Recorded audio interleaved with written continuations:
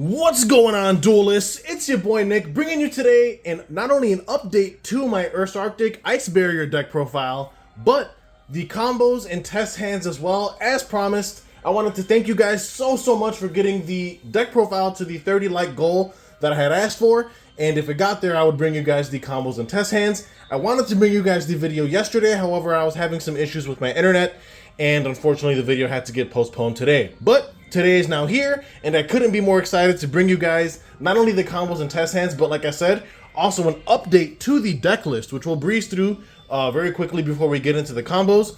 But for those of you new to the channel, welcome. My name is Nick. We do Yu-Gi-Oh content mainly focused around rogue and casual decks alike.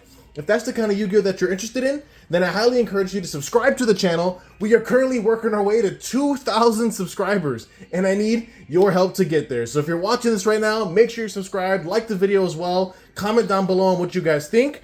But I'm here to bring you guys the updated list, and then following that, I will be bringing you guys the combos and test hands as well. So give me 1 second while I prep the deck list here. Alright guys, we are back here with the updated deck list. It's still 60 cards. However, I did a lot more testing and theory crafting with the list, and I was able to optimize it even further from the original deck list. And I've been actually really liking a lot of the changes here. So we're going to breeze through this. So we are on triple copies of the McPolar. Obviously, the starter of the deck needs no introduction. You play 3 of that. We cut down to 2 copies of the Ursarctic Alpha, simply because in testing, I actually felt like 3 was kind of a bit cloggy. There's only so many Ursarctic spells and traps that you want to search to begin with, because there's not that many that belong to the theme. But in tandem with that, a lot of them are also hard once per turns. So if you open with them, searching them off this doesn't really give you that much benefit. So I felt like cutting it down to a 2 of made more sense, especially when you factor in that this deck is also half an Ice Barrier list as well. And this card, unfortunately, when drawn in tandem with the Ice Barrier support, doesn't really help you in any capacity. It only specials itself if you control an Ursarctic specifically. So cutting it down to 2 just made a lot more sense, and it's been working out fine since then. I bumped Mictanus from 1 of to 2 simply because I wanted the additional graveyard recursion, because this deck does have a lot of cards that discard things, and I wanted a way to get a lot of our resources back. So 2 Mictanus as opposed to 1 felt really nice. We're still on the 1 McBillis. Again, McBillis is another extender of sorts for the list. However, it does require setup, so I feel like as a 1 of, it's been perfectly fine. Moving into the major bears, we actually increased the counts. We're on 3 copies of Megatanus and 3 copies of Megapolar, and then we're down to 1 copy of the MegaBillis. Just rearrange some of the ratios. I know in the previous list, the Mega Bears were at 2 ofs each. I felt that playing 3 Megatanus and 3 Megapolar made more sense, because there's like his Book of Moon effect and his spell trap removal like effect just feel like they're more applicable against more matchups generically. And then MegaBillis, yeah, is a DD Crow, but to be fair, DD Crow is a situational hand trap as it is, and I just feel like you can get away with 1 of it. So, you know, if you think about it, we kind of shuffled around some of the ratios for the Ursarctics, and it feels a lot better at the ratios that they're at currently. So I couldn't be happier, honestly. Like I said, I'm glad I was able to test the deck a lot more, and I'm liking the new Ursarctic ratios a lot better. Now moving on to the Ice Barrier stuff, or Ice Barrier support, which, like I said, encompasses almost half of this deck. We're on 3 copies of Revealer as the starter of choice for this deck. You know, gone are the days of normal summoning righty, lefty driver, whatnot. Revealer is just a better normal summon. Yeah, it's a higher risk because it does require a discard as cost, and if she's hand trapped, it does hurt a lot more because you're losing hand advantage in a deck that already bleeds hand advantage. But the payoff is well worth the risk, in my opinion. Revealer is just such an insane card, and you definitely want to max out on that. Also, since we readjusted the ratios, her discard doesn't feel as terrible as it used to, because we are now playing 3 copies of the new Mirror Mage of the Ice Barrier. This, like I said, is an amazing card to pitch off Revealer. It puts your opponent in a lose-lose scenario, because now if they do hand trap the Revealer, we can still get to our full combo through the Mage Graveyard effect, allowing us to add an Ice Barrier card from deck to hand when she's sent to grave. We still play the 1 Hexa again. It can function as a pseudo starter for the list, but as a 1 of, it's perfectly fine. And then we cut down on the Georges to a 1 of as well. We were previously playing 2 of it. However, Georges, similar to the Ursarctic Alpha, is only an extender when you have an Ice Barrier on the field, whereas Ursarctic Alpha is only an extender when an Ursarctic's on the field. So there were hands when I had Georges, but a bunch of like Ursarctics, and Georges just felt like a brick in those situations. So cutting it to 1 has proven to be a lot better. I don't regret that decision at all. Still an amazing card as a one-of, and I like the fact that it is a level 6 tuner, so Georges plus a minor bear does make Polari and or Polar Star, which I felt was really cool. So as a one-of, it's been fine. Then we're on the 1 General Raiho, 1 medium, as the floodgate options to summon off the Lancia Dragon effect. Nothing to explain there, they're just really good cards. We're still on the 3 copies of the Ice Jade Ran Adrian, just a quick way to summon out a level 10 Synchro. We're on the 1 Crystal Girl, and a new addition to the deck list is 1 copy of Eldritch, the Golden Lord. Now, a lot of you are probably scratching your head as to why. The main purpose of Eldritch in this deck is simply because it's a level 7 or higher monster that an Ursarctic contribute to special itself.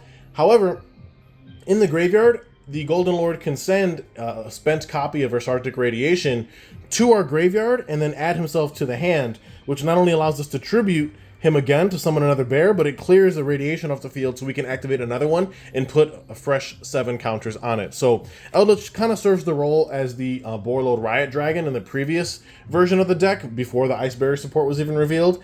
But since we no longer play Herald, the Borreload Riot isn't searchable, so I felt like just playing the one of Eldritch just made a little bit more sense to me, at least. Yeah, it's still not searchable, but in some scenarios it's still a card we can summon, whereas the Riot Dragon we can't. Because it is a ritual and does need to be properly ritual summoned. So that's my reasoning behind that. Then for the hand trap lineup, we actually cut down a bit. So we cut the Ash Blossom. So as it stands now, we're just on 3 Nib, 3 Veiler, 3 Imperm. Still seems rather appropriate given the format that we're in. And all 3 of these hand traps are very powerful in their own right. We cut down on Ash to make space for more Engine. And for another reason, which we'll talk about a bit later. But now moving on to the spells, 3 Departure and 3 Radiation, up from the 2 of that it was. Radiation is just too important in this deck. I tried playing it as a 2 of, but there are times when you do want to hard open this card. And because they're playing a 60 card deck list, I felt that playing it as a maxing out is perfectly fine. We're still on the 1 Slider, followed by the 1 Big Dipper to round out our Ursarctic related spells. Wouldn't change the ratios there. I feel like they function perfectly fine. We're still on the 3 copies of Medallion. Insane to me that this is just a non-once per turn Rhoda for an entire archetype. Now, a new change to the list is we used to play Crossout Designator. However, I cut it in favor of 3 copies of Triple Tactics Talents. Now, in the original profile, I stated that Crossout is a better card because I did consider Talents way back when. However, after testing the deck list further, I come to the realization that Crossout is only as good as the targets you're playing for it, and there were times in testing when I was getting hit with hand traps that I wasn't playing as Crossout targets. For example, I was getting hit with stuff like Ogre, getting hit with Ghost Mourners, and it just felt really bad, because now not only is my play being stopped, but also the Crossout is just sitting in my hand as a brick that isn't doing anything valuable. So, also to note, because this is a 60 card deck, even if I did get hit with the hand trap that I was playing in the main deck as a Crossout target, there was no guarantee that I would hard open the Crossout anyway, because again, it's a 60 card deck list. So I could still be getting hit with like Imperm, and it doesn't mean anything if I don't have the Crossout in my hand. So I decided to cut it for Talents, specifically because Talents, in my opinion, happens to be the better card in the long term. When you think about it, if you open up your combo and you do get hand trapped, if you draw into Talents later off of cards like Radiation, Talents is still live, whereas cards like Crossout already kind of missed their mark. You know, now they're just sitting in the hand kind of doing nothing. So I felt like Talents in this deck is a lot better than I gave it credit for initially, and I've been really liking the playset of Talents in the deck, especially since it does give you the option to draw even further into your deck, which is something that Ursarctic likes to do. In addition to that, I'm also testing out 2 copies of Shared Ride as a tech choice in this list. Pretty funny card, honestly, and it's been working out very well in testing. However, I will state that when we do get the release of Infinite Forbidden here come next month, there is a card in there called Mole Chummy, or I think it's been TCG translated as Mole Charmy. It's a new water level 4 hand trap that kind of functions like a worse version of Maxi, or a more fair version of Maxi, I should say. I will be playing the Mole Chummy in this deck in place of the Shared Rides. The Shared Rides are kind of just here as a placeholder for the time being. While they have been working great, I just feel like the Mole Chummy in this deck will work a heck of a lot better in the long term. So these are kind of just a placeholder for right now. Then we do play the 1 Called By, and then to round out the rest of the deck is just the 1 Quint Charge, followed by the 3 Ice Barrier. I stand by this card in this list, especially since you can discard it for cost like Departure and for Revealer's Effect, which makes their discard cost not so bad when you consider that Ice Barrier is just 3 additional copies of Rhoda for this deck. So that is the updated deck list. Like I said, sorry, I tried to breeze through that very quickly. We'll jump through the extra deck very quickly as well, because there were some minor changes here. But we're on 1 Polari, 1 Polar Star, one white Aura Dolphin in place of the Duloran we were running to bounce our copies of Radiation. Since now we're main decking Eldritch, the Duloran doesn't really have any use now. Duloran was just played to specifically bounce Radiation, but I realized that play was super gimmicky anyway, so I just decided to place it with a more usable level 6 Synchro, which in this case is white Aura Dolphin. We do play the one Coral Dragon for the Ice Barrier draw 4 combo, one Glacial Beast Iceberg Narwhal. We are on the one Septentrion, one Grand Chariot, one Dragite, one Coral Crocodragon, specifically for the draw 4 combo, one copy of the original Trishula Dragon of the Ice Barrier, one Ice Jade Gamir Adrian, one Supreme Sword Soul Sovereign Chengyin, two copies of Lancia Ancestral Dragon of the Ice Mountain, absolutely insane card, and then the one copy of the Trishula Zero Dragon of the Ice Barrier.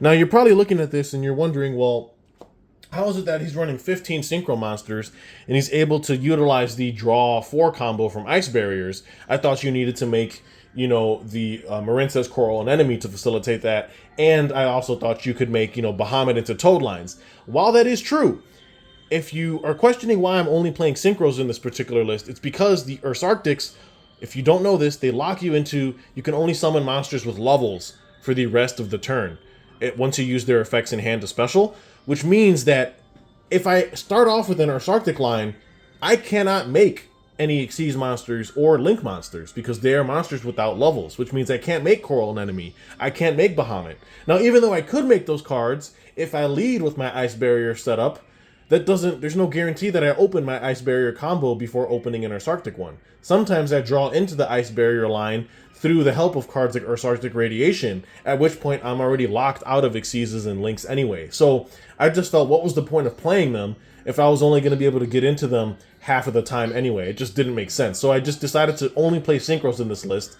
And if you also noticed another thing, pretty much the entire deck list, both main, extra, and side, is all water attribute monsters and support. Simply because we do water lock ourselves pretty frequently, and I didn't want any confliction of any type, you know, hindering us from building our boards when we water lock ourselves. So I just decided to make everything water. So that was the extra deck. Now moving on to the side deck briefly, which did get updated. We're on the one Gamma Seal on the side, just because, you know, we can side into it for certain matchups and whatnot. It doesn't need to be main deck necessarily. Then we do play 3 Dark Rulers for going second, followed by a playset of Dark Holes. I just feel like Dark Ruler gets underappreciated in this format, and Dark Hole I just feel like actually works pretty well for what I needed to do. Then we are on a playset of Cosmic Cyclone. We got rid of Galaxy Cyclone. I just wanted something a bit more proactive in the fact that it's a quick play, and Banishes felt a lot better. And then moving on to the traps in our side deck, we do play, in brand new to the deck actually, is a playset of Synchro Zone.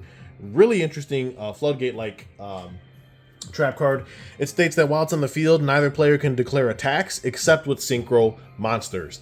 Since this deck just prides itself on synchroing left and right, I felt like this was a pretty easy card to shoe into the side deck, floodgating certain decks out of the game by preventing them from attacking, and we are not hindered by it whatsoever because all we play is Synchros in the extra deck anyway. And then to round out the last 2 cards on the side is 2 copies of Paleozoic Dinomycius in here simply because I just wanted some more removal for the deck. The discard isn't even too bad since, again, we do play cards that help plus us when discarded. And it can also revive itself as a level 2 body to help us make level 10 Synchros with some of our level 8 tuner or Ursarctic monsters. So I thought that was pretty cool. So now that we got the updated list out of the way, thank you all for letting me dive into that head first. I want to show you guys the combos. Now, the funny thing about this deck is it only combos as hard as the cards you draw into. So what I'm going to start off here with is I'm going to show you guys how to do the draw 4 Ice Barrier combo without utilizing your extra deck, meaning well, let me rephrase that. That sounded dumb because obviously you use your extra deck to get to the draw 4 combo, but I'm going to show you guys how to do the combo without needing to Xyz summon and without needing to Link summon to facilitate it. It is possible to get the draw 4 setup without having to go into any Links or Xyzes of any kind. So I'm here to show you that. So obviously we're going to need the Revealer, who's the starter, plus a discard because she does require a discard. So combos are beginning now. We are going to normal summon a copy of Revealer. Then, once the opponent, we get back to an open game state, use her effect to discard a card. She will allow us to special summon an Ice Barrier Tuner from our deck, of which we're going to summon out a copy of Hexa. Hexa will then use this effect to send a level 3 or lower Ice Barrier monster from deck to grave, of which we will dump a copy of Mirror Mage. Hexa's level now becomes the level of the monster we sent, which means he jumps to level 2. And that will also trigger Mirror Mage. Since she was sent to grave, we get to add an Ice Barrier card that is either banished or from our deck to our hand, of which we can now search Georges. But in order to deck thin a little bit, we usually grab Medallion first, activate Medallion, and then off of Medallion, search out the Georges. We do that just to deck thin, because again, if we're going to be using cards like Ursarctic Radiation, we want to be able to like not be drawing into like dead cards and whatnot, so we just want to deck thin, obviously. But now we add the Georges to our hand off of the Medallion. Because we control Ice Barriers, we can special out the Georges from our hand in defense position, and then on summon, Georges will trigger his effect to summon an Ice Barrier monster from our graveyard that is level 5 or lower. So now we're at this juncture here. We have a level 2 tuner, a level 4 non-tuner, a level 6 tuner, and a level 2 tuner. We can hard make a level 10 Synchro here, whether that's Lancia Dragon, Changing, and or the Ice Jade. However, in order to do our draw 4 combo, we're going to take our Hexa, who remember is the level 2 tuner, and our Revealer, who's a level 4 non-tuner, and we are going to Synchro summon into our first Synchro here of Coral Dragon. Hopefully you guys can see that okay. Now what we're going to do is we're going to use Mirror Mage's on-field effect, which allows us to tribute one other effect monster. So we're going to get rid of this Georges. Note that depending on the game state, there are times when you can go Georges and a Minor Bear into Polari or Polar Star. Excuse me. And like I said, this deck, the ceiling is almost limitless. It's just a matter of how you're able to massage the power out of it, so to speak, to give you the most maximum efficiency possible. So we're going to use Mirror Mage effect, tributing the Georges, which will allow us to summon 3 level 1 Ice Barrier tokens to our field. And then the Mirror Mage's level is increased based on how many tokens we summon. So since we summon 3 tokens, the Mirror Mage is now a level 5 tuner monster.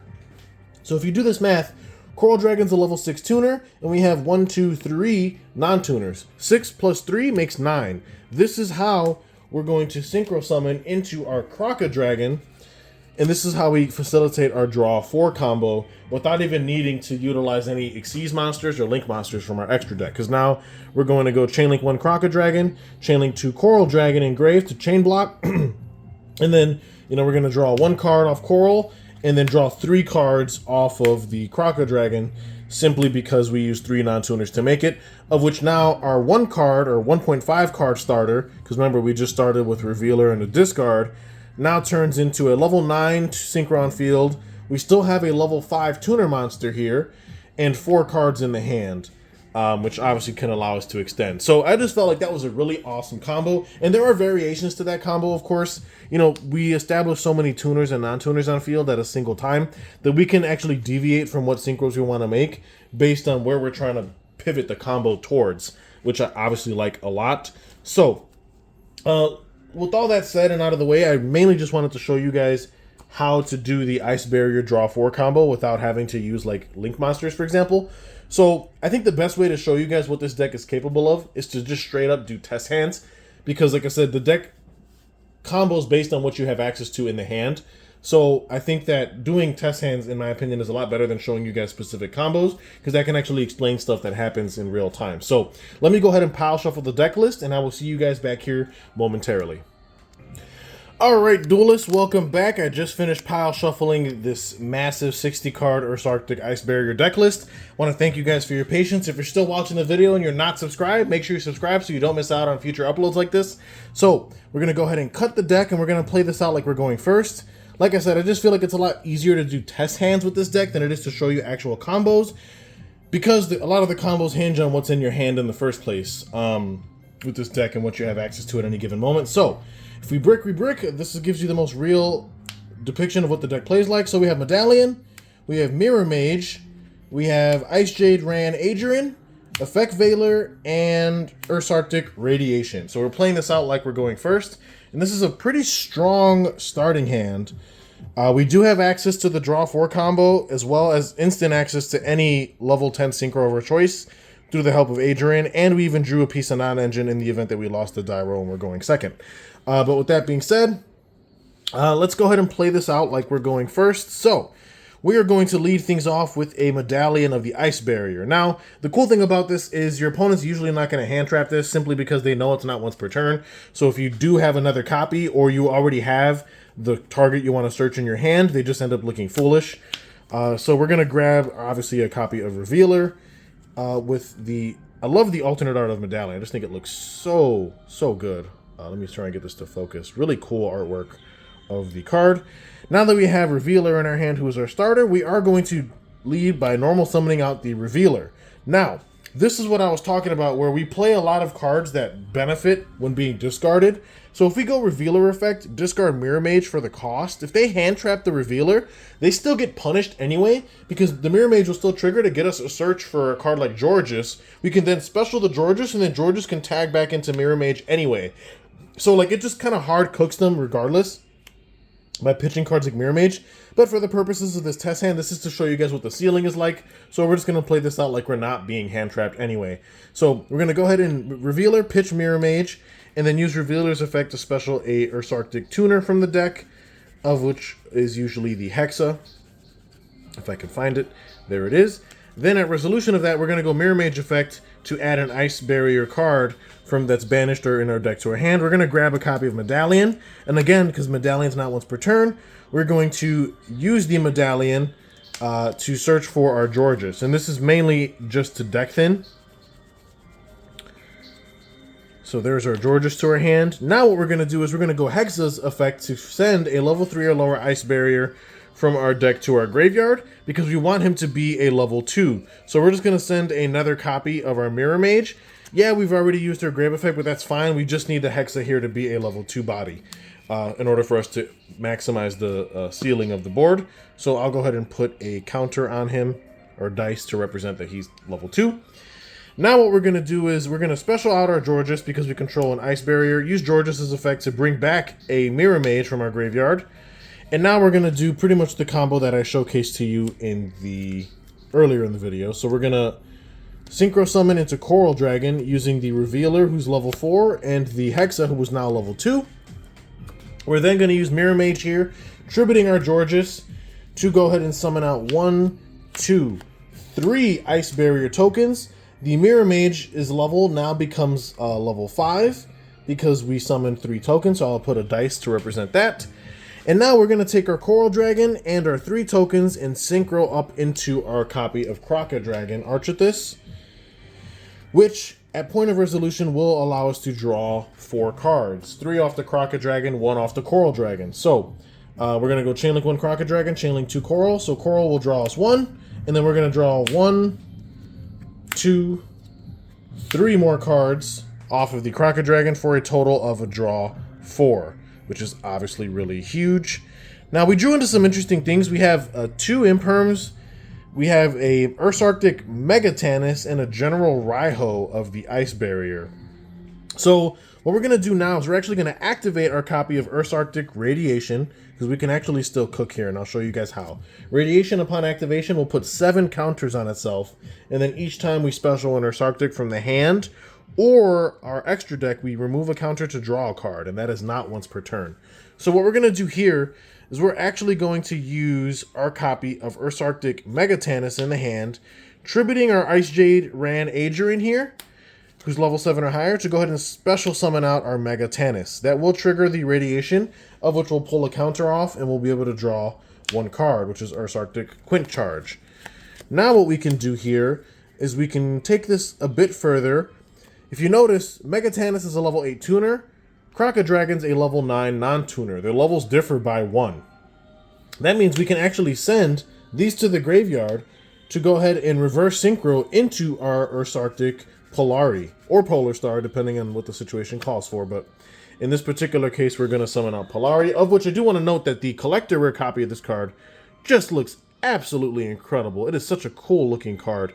But now we're going to go Chainlink 1 Radiation to pull a counter off and attempt to draw.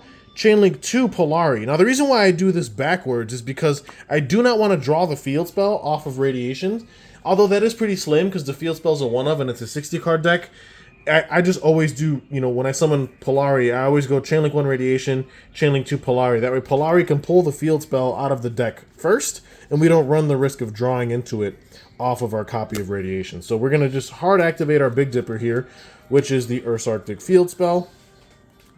And then we're going to draw a card off of Radiation, of which we just drew into an Eldritch the Golden Lord. Pretty interesting here. So now what we're going to do, this is our hand. We've got Valor, Imperm, General Raiho, Quint Charge, and a Golden Lord. We are actually going to use Polari's effect, but we're going to use the Big Dipper here to substitute the cost. Actually, hold on. Let me think about this. Do we... Don't have enough Ursarctics engraved for that. So, to be fair, I think what we're actually going to do... Because Polari only lets us tribute a level 7 or higher monster to either add to hand or special summon, but we can substitute Big Dipper by banishing the Megatannis. But if we banish Megatannis, there is no other Ursarctic to add or special. So, what we're going to do here, like I said, not as optimal as we wanted, but we drew into so much non-engine that I think we're actually going to be okay. We're going to Synchro using the Polari and the Mirror Mage. Keep in mind, Mirror Mage is a level 5 tuner monster. So we're going to Synchro for 6 here into our copy of White Aura Dolphin. Just something to sit on. It does float into itself, which is pretty cool. And then we're going to go ahead and set our copy of Imperm, set our copy of Imperm, and we're going to set our copy of Ursarctic Quint Charge, which will allow us to, during the opponent's turn, we'll activate it, and we can actually add our copy of Megatannis to our hand, which is obviously pretty cool, during the opponent's turn. And then this, we pretty much have double Imperm plus a Valor during the opponent's turn to try and slow them down. Granted, not the most ideal end board, obviously, but this gives you an idea of what the deck wants to play like and how it works. So let's run that back again. And again, there were different lines you could have taken. I didn't have to do all that. You know, I could have made some other plays. Obviously, I could have kept the Agerin in the hand and went for a level 10 Synchro, which might have been the safer choice, but again, I wanted to see what I could draw into off of Radiation. So let me go ahead and reshuffle the deck, and we'll start another test hand for you guys. All right, guys, we are back with the deck for the second test hand, and like you guys saw in the first test hand, you could easily see how what I was talking about, where I feel like doing test hands with this deck is better than combos, because a lot of your hands, like where the board state goes, is dictated by what you're drawing off of stuff like Radiation and whatnot. Like obviously Ursarctic is a deck that negs really hard, so it needs as much draw power as it can get its hands on. And you could easily see there that even though that end board wasn't the most optimal, it still had plenty of ways to disrupt, plus massive amounts of follow-up. And obviously the White Aura Dolphin is just a good card to kind of sit on. Even though it doesn't really do anything on the opponent's turn, if it's destroyed, it can instantly revive itself as a tuner by banishing any water from grave. So that gives us the follow-up we need right there, just putting a level 6 tuner on board, which we can then, you know, reverse Synchro with, or properly Synchro with to make more extension plays. And obviously Radiation still had more counters to draw, so you could easily see how things can start to snowball out of control. So this is test hand number 2. We're going to play like we're going first. We drew Big Dipper, Departure, McPolar, Megapolar, and Ice Jade ran Agerin. So this is an interesting setup here. Drawing Big Dipper is not ideal, obviously, but sometimes you don't really have a say-so in the matter. So I think what we're going to do here is we're going to go Departure, pitching... I know this is crazy, but we're going to pitch the Agerin here. We want to keep the Ursarctic engine we have, and we're going to search out 2 Ursarctic monsters from deck to hand. One of which is obviously going to be the Ursatron Alpha, and the next of which will be... Let's see, how do I want to do this? I guess it could just be any major bear. It doesn't really matter. We'll grab a Megatannis here. What's cool about sending the Agerin to grave is we can easily add it back through the help of cards like Ice Barrier, assuming we get access to it. But now this is our hand here. So what we're going to do is we're going to go Big Dipper here in the field zone. Remember that each time a monster special summon, Big Dipper places a counter on itself. Then once it has 7 counters and a monster is special summoned, you can pull all the counters off of it to then target a monster the opponent controls and take control of it permanently. So just keep that in mind. Big Dipper is a pretty big disruption, in addition to it substituting one of your tribute costs by banishing an Ursarctic from grave. What we're going to do here is we're going to go... Why don't we just go Mega Polar here? Tributing our Mega Tannis and special summoning it. That will put a counter on the Big Dipper. Then, since we can now control an Ursarctic, we're going to special summon our Ursartron Alpha from our hand and add an Ursarctic spell trap from deck to hand as well, of which we're going to grab ourselves a copy of Radiation. Really strong that Ursarctic finally has their own searcher for their spells and traps. We're going to activate Radiation, obviously, of which we're going to place 7 counters on it. And then each time an Ursarctic is, specialed from the hand or extra deck, we draw a card. So what we're going to do here is, since we already have a tuner and a non-tuner whose levels differ by 1, and we already have access to Big Dipper, which, speaking of Big Dipper, does increase a counter on itself because we did special the Ursartron Alpha. We're going to take Ursartron and Mega Polar, send him to the grave. We don't have to make a Polarity. We can actually just cut straight to the chase and make the Polar Star here, which is pretty cool. And you'll see why momentarily. That will not only put a counter on Dipper, but also pull a counter off of Radiation and allow us to draw a card from our deck, of which we draw into a second McPolar. That's pretty funny. Now what we're going to do is we're going to go Polar Star's effect to special summon a Ursarctic Synchro from our extra deck, ignoring summoning conditions, by attributing itself and a level 8 Ursarctic from the hand or field. However, we can substitute that cost with Big Dipper here by banishing an Ursarctic from our graveyard. So we're actually going to banish our Ursartron Alpha from grave, and now that allows us to cheat out one of our Ursarctic Synchros, and it gains the additional bullet point of Polar Star. So assuming we're going first, we're actually going to now be able to cheat out Septentrion here, with his full effect, Polar Stars included. That puts another counter on Dipper, bringing that total up to 4. And that will pull a counter off of Radiation, allowing us to draw into another card, which is Infinite Impermanence. Now what we can do here is we can go McPolar effect in hand, tributing a McPolar to special itself. That will put a counter on Dipper, which will bring it up to 5.